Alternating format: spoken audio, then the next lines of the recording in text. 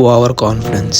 జనాలు చాలా మంది ముద్దపప్పులు రా, ఏమోటో తెలియదు. ఎప్పుడైనా ఒక మనిషి ఓవర్ కాన్ఫిడెన్స్ మీద ఉంటే అడిగి అందరూ నెగిటివ్ గానే ఉంటారు. ఎందుకంటే ఓవర్ కాన్ఫిడెన్స్ ఉన్నోడు ఎవరికి దెంగడు. సో ఇది వాళ్ళకి నచ్చగా వాళ్ళందరూ ఇడికి నెగిటివ్ అవుతారు. ఏమంటారంటే అడికి ఓవర్ కాన్ఫిడెన్స్ ఎక్కువ, ఏదో ఒకసారి మొట్టుగుడిసిపోతాడు అనేసి. వాళ్ళంతా అన్నది నిజమే, కానీ ఒక్కసారి కాదు 100 సార్లు మొట్టుగుడిసిపోతాడు. కానీ ఆడు ఒక్కసారైనా సక్సెస్ అయిపోయాడా? ఆడైనా కాడిని ఆపడం ఎవరి తరం కాదు. ఓవర్ కాన్ఫిడెన్స్ అందరికీ ఉండదు రా భయ్. చాలా మంది ఉన్నట్టు నటిస్తుంటారు ఊరిక షోకి. కానీ మీరంతా అలాంటి సోదంగా వాళ్ళని చూసి ఓవర్ కాన్ఫిడెన్స్ ఉన్నోడిని ఎరుపుగుల్లో చూస్తారు. నిజంగా ఓవర్ కాన్ఫిడెన్స్ ఉన్నోడికి తెగింపు ఉంటుంది. తాడో పేడో తేల్చుకుందాం అన్నట్టు ఉంటాడు. ఎగ్జాంపుల్ కి సింహం రా భయ్. అది 1000 మంది జింకల మధ్యకైనా వేటకి ఒక్కటే వెళ్తుంది. ఇది పొరపాటును కూడా 1000 జింకలు కలిపి నన్ను కుమ్మేస్తే నేను చచ్చిపోతున్నాను మాత్రం ఆలోచించదు. అన్నిటిలో ఈరోజు ఒక్కదానైనా వేసి దింగుతాను అన్నట్టు పరిగెడుతుంది. ధైర్యంగా ముందున్న వాటిని భయపెడుతూ దూసుకెళ్తుంది. అది కాన్ఫిడెన్స్ కాదు, ఓవర్ కాన్ఫిడెన్స్. కాన్ఫిడెన్స్ ఉన్నాడు ఏదో ఒక సిచ్యువేషన్ లో క్విట్ అయిపోతాడు రా.